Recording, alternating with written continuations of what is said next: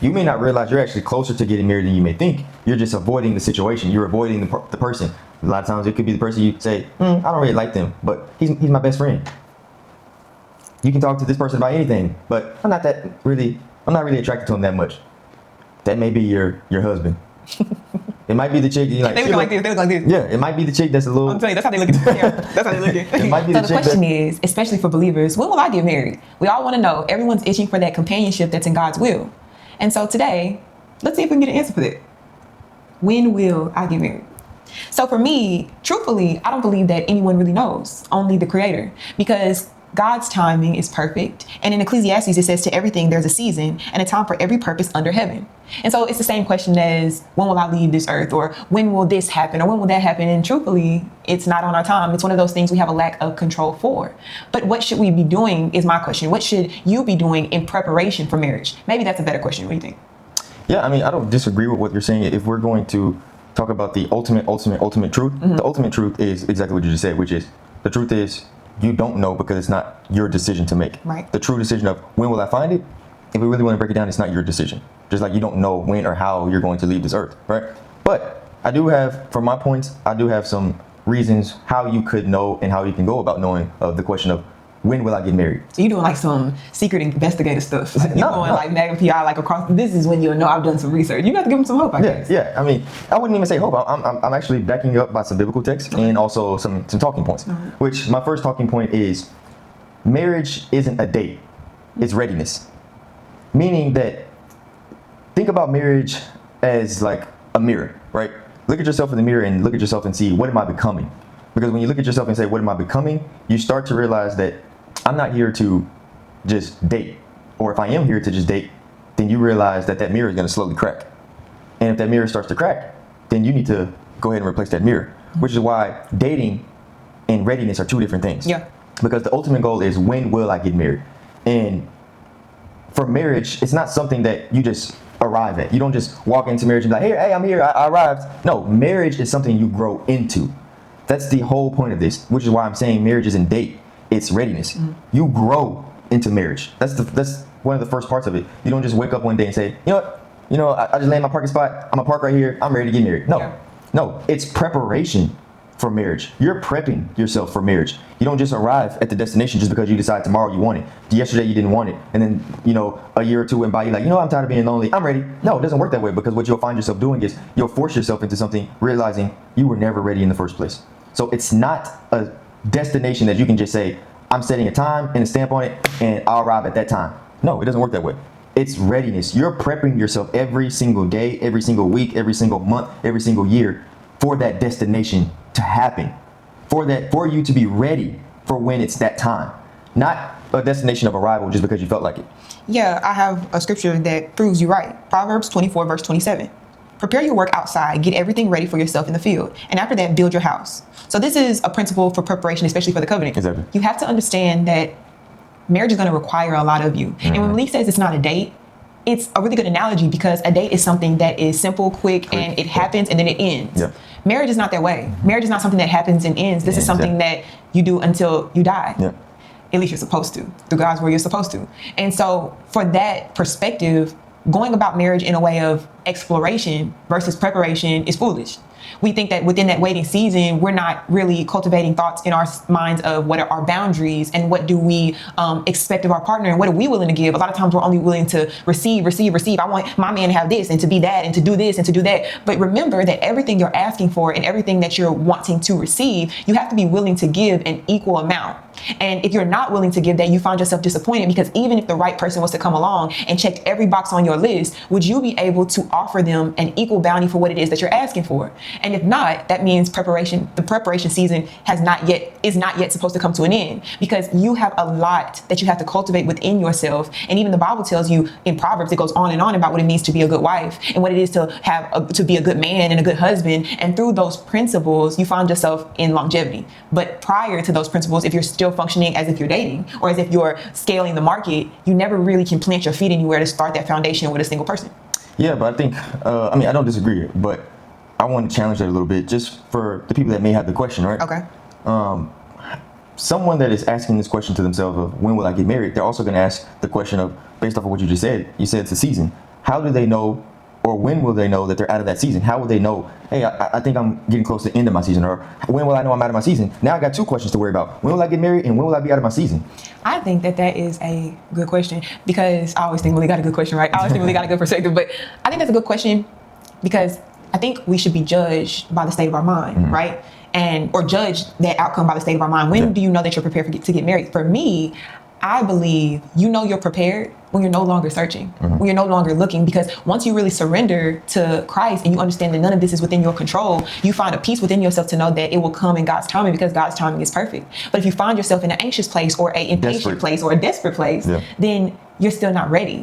You're still not prepared. And it doesn't mean that God couldn't, even if you weren't 100% ready, God couldn't bring it. But remember, this is all up to God's discernment. It's not up to you. It's not a work that you can do to show God, I'm ready. It's only a work that you can do within yourself to prepare mentally for the on-taking of marriage. So to think that I could do a transactional thing and I could go to therapy and I could, read the entire chapter of Proverbs or the entire book of Proverbs and say, okay, I did it. I'm ready. That's just not how it is. So I think when you're trying to mentally quantify all of your works to say if you're ready or not, I think that's a sign of, not in an offensive way, but a sign of spiritual immaturity, which we all have because we're still growing spiritually. But I think in a spiritually mature person, they're like in a very stoic place of waiting, in a very patient place. You know? Yeah, and I would even chalk up that immaturity, not in a way of being childish. I would chalk up that immaturity in a sense of almost like ignorance. Like you're immature because you don't really know yet. You know what I mean? It's like a kid. Let's say you take a 12-year-old, right? A 12-year-old that does childish things, right, or immature things. You don't look at them and say, "Stop being childish." They are childish, right? They are children, right? I look at a lot of us, even as adults, when we're talking about the spirit realm and we're talking about the Bible. A lot of us are immature, not because we do childish things. A lot of times, it's because we're still babies to the Bible. Absolutely. We're still babies to the book, and because we're still babies to the book, I think we need to take that into consideration and say, I need the help. I need to understand. I need the wisdom. I need the guidance. I need the grace. And that is okay. Instead of trying to think that I know it all and I got all the answers. No, you're still a baby to this book. You're still a baby to the word. You're still a baby to the Lord. So don't think that it makes you small to say that I'm still learning and I'm still a child compared to this ancient text that is a lot older than me and a lot wiser than me. And that actually leads me to my point that I wanted to speak to the fellas about, which this applies to both of you, male and female, but specifically I wanted to talk to the men about this. And it's a verse from 1 Corinthians chapter 13, verse 11. It says, "When I was a child, I spoke like a child. I thought like a child. I reasoned like a child. When I became a man, I gave up childish ways."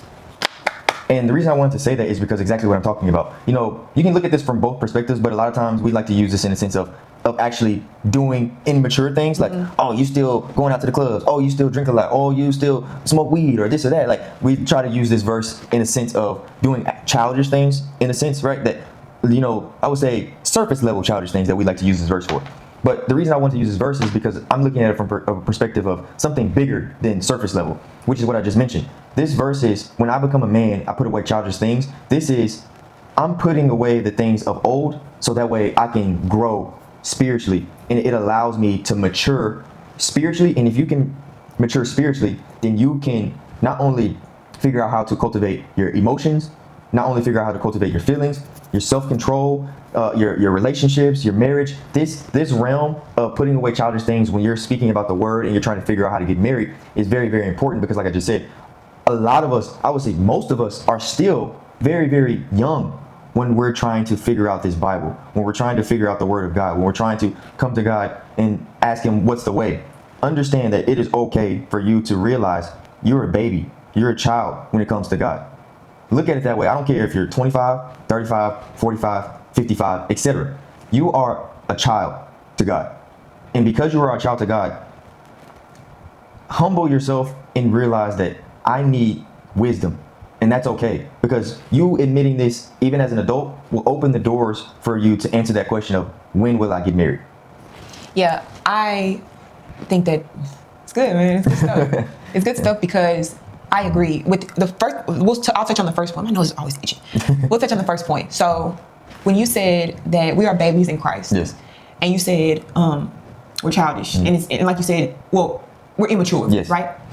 I correlate that because when God talks about marriage, he says it's like his relationship to the church. Yes. It's one of the most important relationships we'll ever experience on this natural earth, right? Yeah. And so when you understand that, you understand that our relationship to God is so much forgiveness and stumbling as we are guided to maturity, as we're guided to new responsibility, as we're guided. And I hear a lot of people say, my wife would never. If that was my wife, she would never. If that was my husband, he would never. But what you have to understand is when you find yourself coming into covenant with another person or desiring to, there's so much stumbling because coming into something of that magnitude, I think that sometimes the world minimizes marriage to the point where you don't understand the type of commitment it actually is, what those vows actually mean, what till death do you part, or through thick and thin, what those things mean. And so when you're making these promises, because God tells you not to promise, not to swear, but to marriage, he allows it. You know why? Because he does not want you to break that covenant that you're confessing to him, right?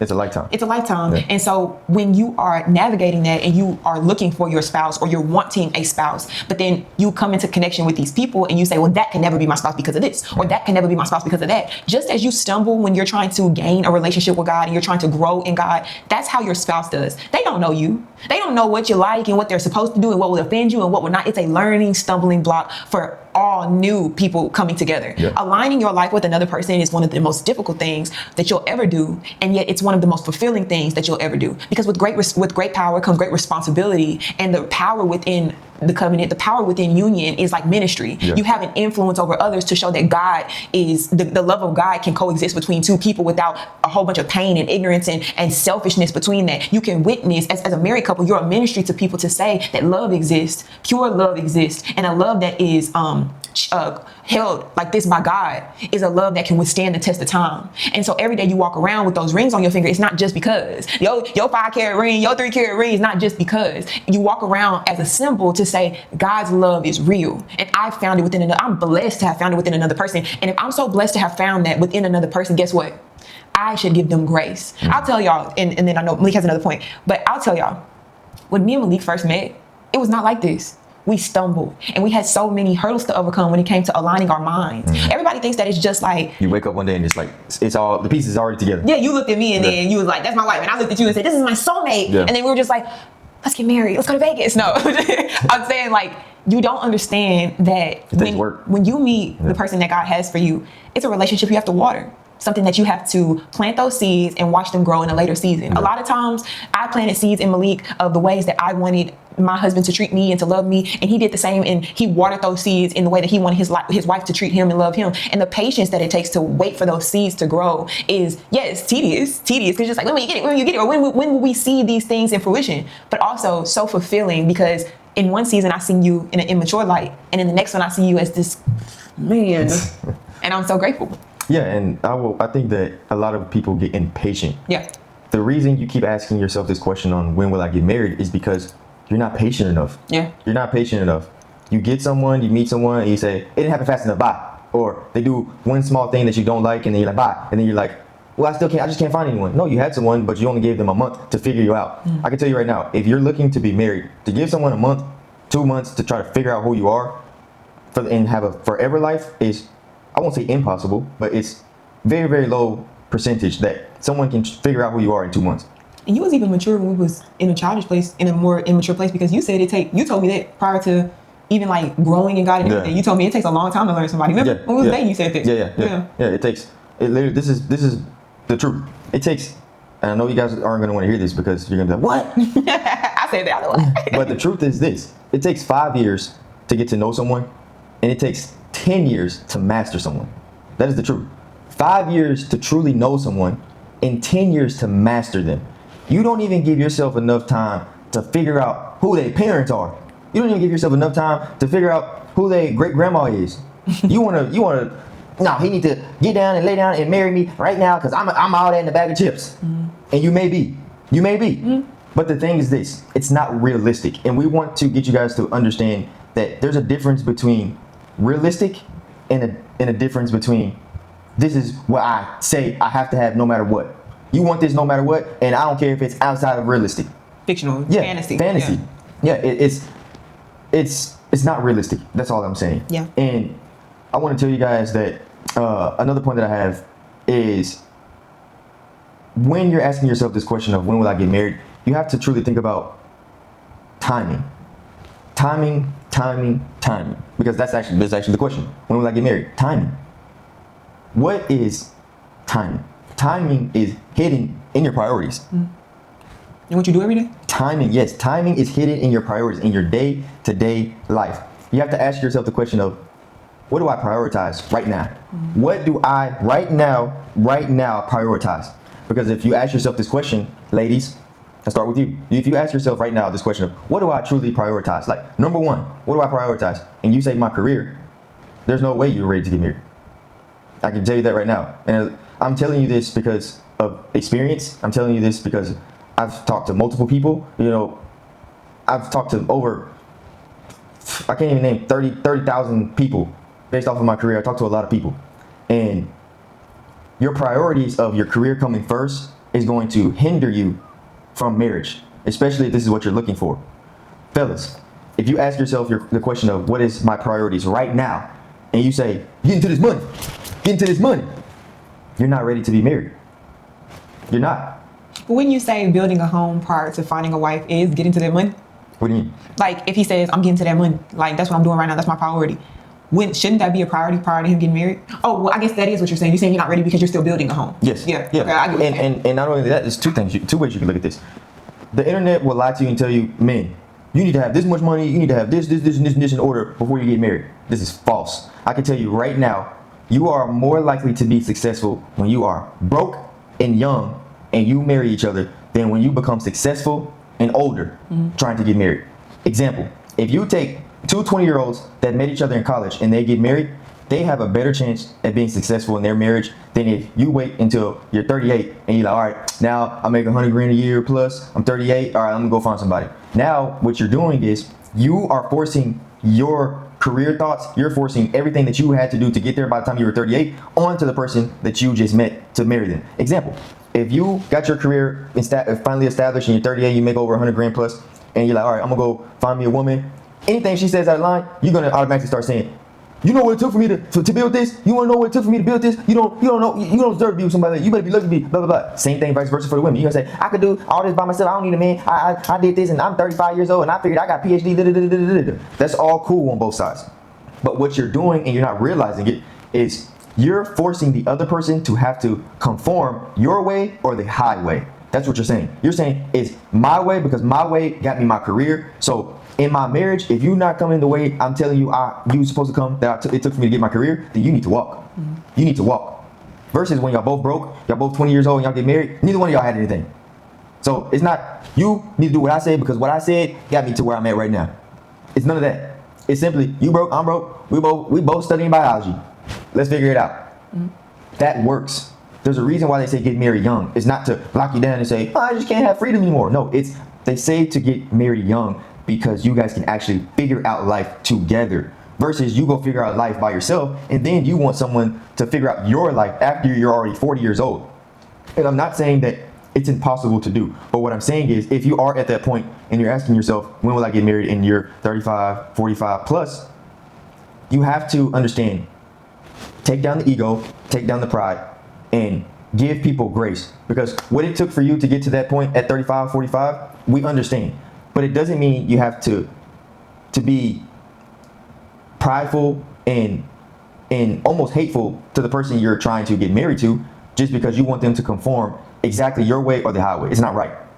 And you have to really sit there and realize that if you truly want to know why you're not married yet, it's because you are taking your PhD and saying, I want a PhD marriage as well.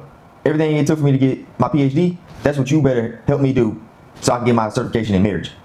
But a marriage is not a PhD. It's not a master's degree. It's not a doctorate degree. It's a totally different degree. It's a spiritual degree. It's not the same. Yeah, so with that being said, I have two verses for y'all. I have James chapter 4, verse 3. You ask and you do not receive because you ask with the wrong motives. So with this, it'll touch on the point that he just made when it comes to the way you're vetting, the way you're trying to, what you're seeking. I think that a big issue we have, especially now, is that when you are preparing for marriage and when you are asking yourself, what do I want in a spouse? You're asking the wrong questions. So taking it to men, you're asking, what do you bring to the table? That's a horrible question. Yeah. You know why? It's not because you don't deserve a woman who will consider you or a woman who will help you or contribute. No, it's not that at all. It's that when it comes to the effort you put in when you're obtaining a wife, when you're courting and when you're dating and when you're trying to woo her, that's your intention. You are showing your intention. You're treating her like a lady, and you're not a lady. You don't need her to woo you, especially if your intention is to ask for her hand in marriage. Now, I'm not saying that she shouldn't have inclinations to you as well. I'm saying you can't compete for that spot with her. What you gonna do for me? Give your offer first is what I'm saying. Stop doing what the world tells you to do and put your best foot forward in the most masculine way you possibly can, which is I'm gonna step out here at this risk. And whatever the reward may be, I'm willing to take the repercussions because this is the woman that I choose, not the woman that other men think is a great woman for me, or not the woman that Instagram thinks is a great woman. This is the woman I choose, and I have enough discernment to say I'll choose her and I'll put my best effort in with her. And then if she turns out to be a bad apple, then I'll take responsibility for that. And if she turns out to be my wife and we live happily ever after, that was your big one. You know what I'm saying? And then for women, the vice versa is your questions that you're asking are not complex at all. Yeah. They're very surface level. Yeah. You're not asking, men are asking your questions because you don't ask them. Yeah. Men are now asking, what do you bring to the table? Because you don't care what a man will bring you to the table. You don't care what kind of life you'll have with this man, and then you'll come and then you'll ask yourself, why am I miserable with the man that I said yes to? Well, it's because the questions that you ask are the questions of the majority. They're not the questions of a wife-minded woman, because a wife would say, I know he fine. Because I'm not gonna tell you won't be attracted to your husband. He's fine and he's this and he's that, cool. But even if he's all those things, will he provide a life for me that will put me in alignment with God's will? Is he a man that believes? Is he a man that is a hard worker? Is he a man with ambition? You don't ask these questions because these questions come so secondary that you might slip up prior to ever getting to these questions. You might sleep with him, or you might get pregnant, or you might put yourself in a position. Or just want to have fun. Right, because you're exploring and you're not preparing. You're not sitting down and preparing, you're exploring. You're using the season of singleness to explore, and yet when you explore and you stumble because you're not asking the right questions, you are upset. And lastly, Romans 12, verse 2, do not be conformed to this world, but be transformed by the renewal of your mind. And Malik said that. He said, you're conforming. You want to be like everybody else, and you want your marriage and your spouse to be Instagram worthy and aesthetic. You want the man or the woman that will make you look like you succeeded. But success in marriage is only determined by one thing: till death do you part. A person who is willing to spend a lifetime with you is the measure of success when it comes to marriage. Yeah. And you don't know when that is. So stop thinking that you can prove that you know how to choose them. Stop trying to prove to your homeboys that your woman is better than theirs and look at what I got. Stop trying to prove to your homegirls you'll never get a man like mine. Da, da, da, da. And even if it's not those narratives, stop letting trendy, temporary narratives determine who you choose to spend the rest of your life with. Because just as temporary as those narratives and those thought processes is as temporary as your relationship will be. If you're not grounded and you're not creating a foundation within Christ in your mind prior to marriage, you won't have it in the marriage. Mm-hmm. Yeah, but then the question that they're probably going to ask, I'm just thinking as if I was the viewers, right? Which is, how do I know if it's right for me? I understand what you're saying. I get it. But how do I know he's the right one for me, and I shouldn't just, kick him to the curb, or shouldn't just play around, or shouldn't just, say I'm gonna talk to him until I feel like he playing with my heart. I think, or vice versa. The men saying, what if she's just for the streets? Why would I wife somebody if she's for the streets? I think that's the gamble, right? Yeah. Life is a gamble. Life has no guarantees, and that's the fun part. And you might not think it's fun, but the exploration, if you want to explore, it's exploring and giving your all to a person that you have thought about cultivating a relationship with and actually succeeding in doing so. Yeah. Like, the truth is, how do I know? Well, some factors are, do you want to be in a relationship? Yes, me too. Do you want to be married? Yes, me too. Do you want children? Yes, me too. Okay, so now we could have a relationship. Because of course, all of that initial attraction and the laughing and the jokes, y'all did that. But when we get to this point and you start to ask yourself these questions, if you can align in a very basic measure of, are we looking for the same thing? It's worth a try. Yeah. It's worth a try. And the truth is, we're so afraid because we don't have guarantee that we don't even want to try. Yeah, I think sometimes they forget to even ask that question. They have, a lot of times, especially now, especially people in our age group between 25 and 30, they don't ask the questions because they're in their having fun stage. Mm-hmm. The questions come after the oopsies. Yeah. It's we just having fun, and then after it's like, wait, did you want kids? No, I didn't want kids. Well, it's too late. Are you religious? Yeah, too late. Hold on now. It's too late. And I don't like that. I don't like this. Yeah. Exactly. And that's where we have to get to the point of stop doing it when it's too late. Be ahead of the curve and be proactive. Ask these questions up front. Like, hey, well, you know what you should do? Honestly, this is what you should do. whenever you go on your first date with someone, and sometimes you may get that person who think this is weird and they never want to talk to you again. That's just how you know they're not for you. But this is what you guys should start doing, honestly. When you go on a date, men and women, go on a date and ask them, if I asked your ex what do they think about you, what would they say? Ask them that. Well, if they just say, oh, cool. Well, if they say the basic stuff that anybody can say, you know they're lying. That's not true. No, that is true. That is not true. I'm just telling you the truth. 9 times out of 10, because everyone thinks I'm good, and I did nothing wrong. But that's not my only point. Okay. Ask the question: if I asked your ex, what do they think about you? What would they say? That's the first one.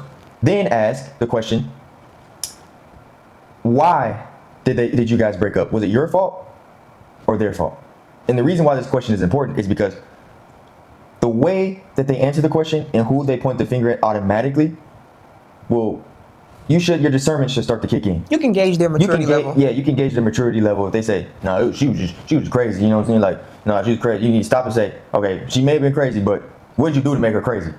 Would you cheat? I doubt she was crazy. You know what I mean? Like, we need to start asking legitimate questions. He was, emotionally abusive. Yeah, we need to start asking. He was a narcissist. Yeah, we need to start asking real questions and get to the true factors. And I want to give you guys another point of why or when will I get married, which is, your marriage is actually in the motion, meaning you might not know the person you're going to marry yet, but your day-to-day decisions actually put you in motion and put you in the steps of either getting married or running into the person that you're supposed to marry. So you may not realize you're actually closer to getting married than you may think. You're just avoiding the situation. You're avoiding the person. A lot of times it could be the person you say, I don't really like them, but he's my best friend. You can talk to this person about anything, but I'm not really attracted to him that much. That may be your husband. It might be the chick that you like. They look like this. Yeah, it might be the chick that's a little. I'm telling you, that's how they look at the camera. That's how they look at. It might be the chick that's a little weird, but you like her, but because your homie's like, bro, she weird. You like, yeah, she is weird, but you low key like her too. You low key like her, but you don't want to say you like her because she a little weird. She like Naruto and stuff still, and I'm just being funny, but you're not doing it because your homeboy said, nah, not her, bro. You're like, I guess not her, but in reality, in the back of your mind, you're like, she kind of cool though. That might be your wife, because the motion of your day-to-day life is getting you a step closer to your marriage, because this is shaping your path and your habits, your faith, your values, your friendships. So it's actually helping you unfold what's about to happen. Yeah, and a lot of you may be in that motion where you're unraveling your steps of marriage. Yeah, it's an intention towards success. I think you would do this if it was a route towards you making money. You would continue to push towards the path of success at that. But I don't think we're as intentional when it comes to relationships at all. Like, you would pay for training, you would do this. To be successful, you would go through anything, whatever it requires, you would check those boxes. But because it requires you to maybe change things about yourself, you feel like you shouldn't have to do that to be with someone. But the reality is, whether you want to or not, marriage is going to change you. It's going to turn you into a completely different person, because, again, as I said at the beginning of the video, aligning your life, your mindset, your beliefs with a person is going to be a lot of give and take. It's going to be a lot of tug of war. It's going to be a lot until we get to that middle line, and that's the work. And if you're not willing to do the work, then you're not wanting to be married. And I want to leave you guys with this, which is another point of mine, which is marriage follows purpose.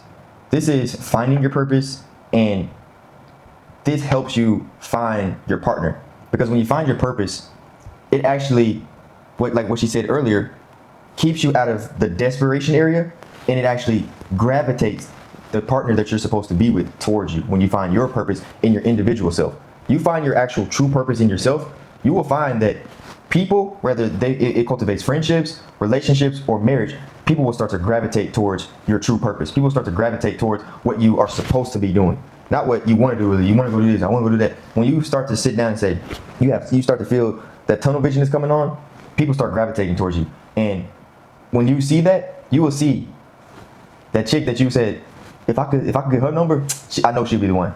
You will slowly see her starting to gravitate towards you, because she could see the man coming out of you. She could see the purpose coming out of you.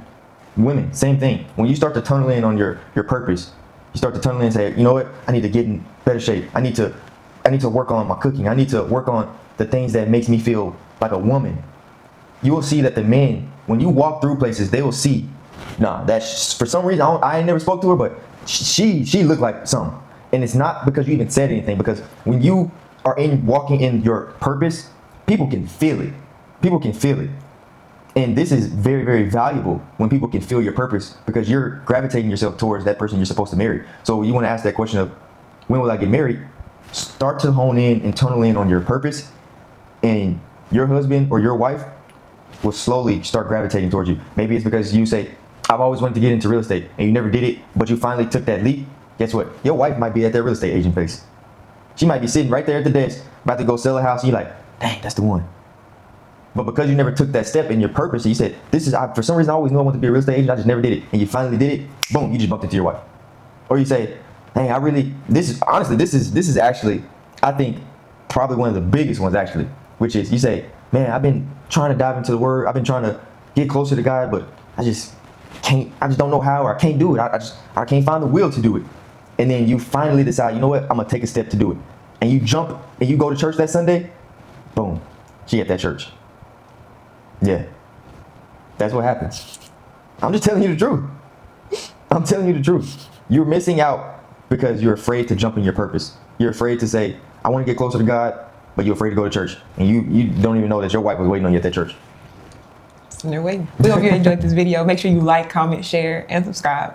We appreciate you, and we will see you guys in the next one. And read that Bible.